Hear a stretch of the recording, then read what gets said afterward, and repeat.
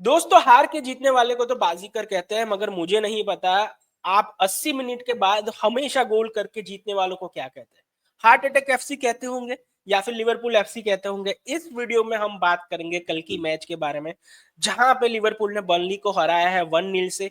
Finally आप ऐसा कह लो कि भाई मोहम्मद साला का जो बुरा रिकॉर्ड था बर्नली के अवे ग्राउंड पे, वहां पे उन्होंने स्कोर करके दिखाया, भले ही पेनल्टी से मिला, मगर अगेन यार हाई प्रेशर सिचुएशन पे उसने पेनल्टी कन्वर्ट की। इस वीडियो में हम थोड़ी बहुत बात करेंगे टेक्टिकल सेटअप के बारे में, जिस तरीके से बर्नली ने सेटअप किया था, हमारी क्या अच्छी चीजें थी, क्या बुरी चीजें थी, सब्स्टिट्यूशन जो हुए कितने इंपैक्ट डाले, उस पर भी हम थोड़ी बहुत बात करेंगे। ओवरऑल इस गेम से क्या हमने सीखा या फिर क्या हमारा रिएक्शन हो सकता है एज अ लिवरपूल फैन, इस वीडियो में हम बात करेंगे। सबसे पहली बात, लाइनअप जो थी वो एक्सपेक्टेड थी। आप इससे अलावा कोई और चीज नहीं देख सकते थे, क्योंकि यही हमारी लाइनअप होनी चाहिए थी। अब देखो कितने लोग बोलेंगे कि आपके पास फ्रिंगपोंग वापस आ गया, ब्रेडली वापस आ गया, उसको इंक्लूड करो। मुझे लगता है कि नेक्स्ट गेम से आप वो रेगुलर आप कह लो कि राइट बैक देखने लगोगे। इस मैच में फ्रिंगपोंग को तुरंत डालना थोड़ा डिफिकल्ट था। ब्रेडली को डालने का अभी उतना सेंस मुझे नहीं लग रहा था। मैंने अपना प्रीव्यू वीडियो में भी बोला था कि सुबोसलाय फिर से स्टार्ट करेगा, क्योंकि मैकलिस्टर इज नॉट एक्चुअली भाई मैच फिट नहीं है वो 100% वाला। यूजुअली जो मैकलिस्टर की फिटनेस होती है, जब भी वो मैच फिट होता है ना, हम अलग तरीके का कंट्रोल मिडफील्ड में होता है। तो आपको डोमिनिक सोबोसलाय का लेग्स चाहिए, तो आपने उसको राइट बैक पे स्टार्ट करवाया, मुझे कोई इश्यू नहीं। पहला हाफ इसीलिए थोड़ा केजी रहा मेरे हिसाब से। और एक चीज मैंने नोटिस की कि हम लेफ्ट साइड को बहुत ज्यादा यूज किए, राइट साइड को पूरा इग्नोर किया। पता नहीं क्या हमारी विचारधारा लेफ्ट वाली है, हम सिर्फ लेफ्ट को ही पसंद करेंगे, राइट को इग्नोर करेंगे, ऐसा है। मगर पहले हाफ में हमने लेफ्ट को ही यूज किया। कोडी गैप को आप कह लो कि भाई 2-3 बार कट इन साइड किया और शॉट लिया। वो भी आप कह लो कि हर बार रिपीटेटिव हो रहा था, प्रिडिक्टेबल हो रहा था, और बर्नली बहुत कंफर्टेबल थी कि यही होने वाला है। अब यहाँ पे आपको एक दो चीज बोलनी पड़ेगी कि भाई ब्रिड्स ब्रिड्स पहले हाफ में उतना अच्छा नहीं मुझे लगा। सेकंड हाफ में बिल्कुल उसने इंप्रूव किया, जब उसको बोला गया होगा, इंस्ट्रक्शन दी गई होगी कि भाई थोड़ा बहुत राइट पे भी जा, साला के साथ भी 1-2 कर, उसको भी गेम में लाने की कोशिश की। उसके बाद 3-4 चांस बने। आप कह लो कि एक तो उसने खुद रन बनाया, दूसरे में आप कह लो कि भाई एकितिके को बॉल पास करने की कोशिश की, मगर एकितिके की लीड रनिंग की वजह से नहीं हो पाया वहां पे। तो वो एक चीज है। मैकलिस्टर मुझे लगता है, जैसे मैंने अभी स्टार्टिंग में कहा, कि 100% पे नहीं है। ग्रेवनबर्च एक on other hand I think was superb. Gravenberch ball तुरंत वापस जीतता था, हमारे पास 81% का पोजीशन था। तो जो लोग ऐसा बोल रहे हैं ना कि बर्नली को वहां पे पॉइंट मिलना चाहिए था, लिवरपूल लकी है, बिल्कुल लकी नहीं है भाई। आप अगर गेम का फ्लो देखो ना, अब जो हम हीट मैप बोलते हैं वैसा गेम का भी फ्लो आता है वहां पे। Apart from single counter attack कोई भी उनके पास चांस नहीं। एक ही काउंटर अटैक उनका, मेजर काउंटर अटैक जो बोलते हैं वो हुआ। बाकी तो हम ही डोमिनेट कर रहे थे। टोटल हमने 26 शॉट लिया, मगर प्रॉब्लम क्या है, प्रॉब्लम थी 11% आपने शॉट ऑन टारगेट रखे।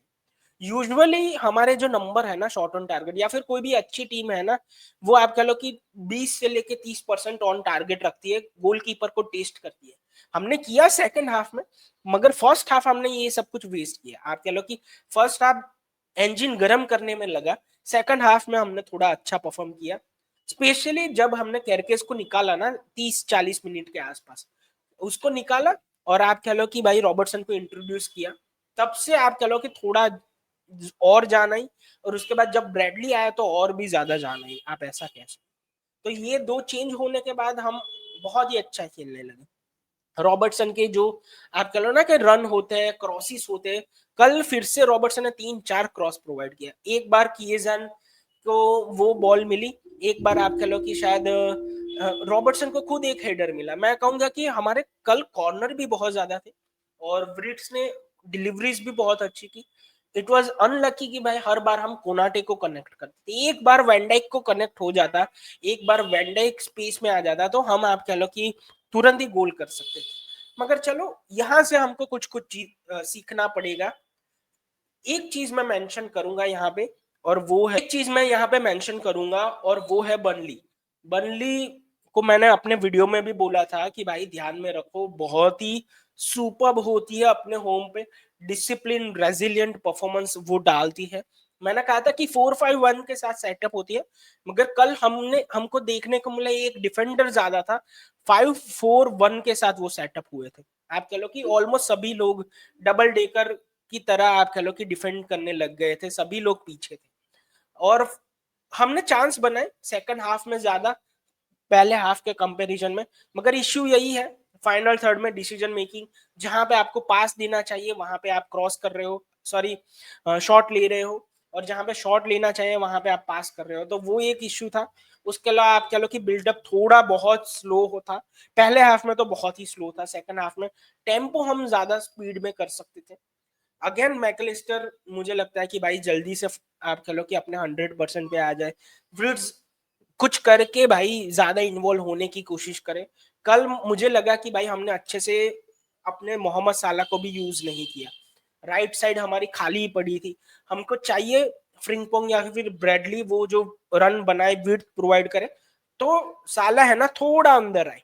कल हमने देखा जब भी फ्रिंगपोंग आया या ब्रैडली आया तो थोड़ा साला ज्यादा इन्वॉल्व होता लगा, क्योंकि साला को इतने स्ट्रेच करके रखने में कोई फायदा नहीं। साला वाइड पे उतना ज्यादा आपको नहीं लीथल रहेगा या फिर थ्रेटफुल रहेगा जितना वो थोड़ा कट इनसाइड करने की पोजीशन पे होता है ना, हाफ स्पेस में, राइट साइड की जो बॉक्स होती है उसका एज होता है वहां पे ज्यादा लोगों को प्रॉब्लम डालेगा और हमारे लिए अच्छा होगा। तो वो एक चीज जल्दी से जल्दी हम सॉर्ट करें तो अच्छी बात है।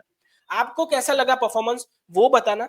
अगर आपको मैन ऑफ द मैच चुनना हो ना तो बहुत ही डिफिकल्ट है इस मैच में मैन ऑफ द मैच चुनना। आप साला का नाम बोल सकते हो, मगर मैं उसको नहीं दूंगा, मुझे नहीं लगता कि आपको ओवरऑल 90 मिनट्स में साला उतना इन्वॉल्व लगा। ग्रेवनबर्च और वैन मेरे हिसाब से ये दो शाउट है जो आप कह सकते हो कि मैन ऑफ द मैच बन सकते हैं, या फिर आपको देना हो तो दे सकते हो। मैं ग्रेवनबर्च के साथ अभी जा रहा हूं क्योंकि अगेन यार what a performance in midfield, हमेशा बॉल जीतता है, ट्राई करता है दूसरे वाले मिडफील्डर्स को बॉल पास करना। कभी कभी रिपीटेटिव अप्रोच लगता है मगर ये करना बहुत इंपॉर्टेंट है। आपको अगर ऐसे ही मैच को डोमिनेट करना है ना तो आपको कुछ साइड में पासिंग करने ही पड़ेंगे। तो मुझे तो बहुत अच्छा उसका परफॉर्मेंस लगा। आपका क्या मैन ऑफ द मैच है वो भी लिखना, क्या चीजें हमको इम्प्रूव करनी चाहिए वो भी लिखना। मिलते हैं आज शाम की लाइव स्ट्रीम में, तब तक के लिए गुड बाय। अभी तक आपने सब्सक्राइब नहीं किया तो भाई सब्सक्राइब कर दो, अपने दोस्तों के साथ शेयर कर दो। मिलते हैं शाम की लाइव स्ट्रीम में, तब तक के लिए बाय।